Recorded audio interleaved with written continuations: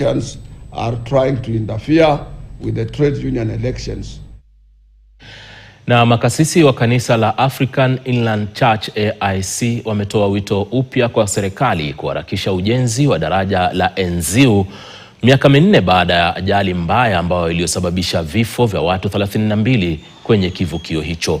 Wakizungumza katika kanisa la AIC Mwangeni huko Nuu, katika makasisi hao walisema kwamba walisikitika kwa kile ambacho wamekitaja kuwa watakacho kutochukua hatua kwa serikali kwa muda mrefu licha ya ahadi za awali za kujenga daraja hilo. Wakiongozwa na mchungaji Yunelius Nyagero, wachungaji hao walikumbuka tukio la kusikitisha la Disemba 4, 2021.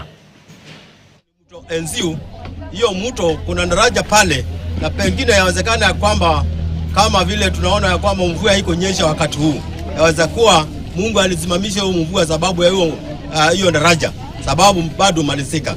Na msi kiongozi wetu ambaye ni mheshimiwa wetu honorable kwa heshima yote Daktari Ruto, tafadhali waharakishe hiyo daraja iishe haraka. Hiyo mto imekaa sana na inahitaji pia, maana nimeangalia ni nchi kubwa sana, maana nchi inaelekea Nuu na sehemu zingine mahali pale, na imekaa miaka mingi. Tafadhali serikali mweze kufanya bidii, mweze kusaidia ule mto.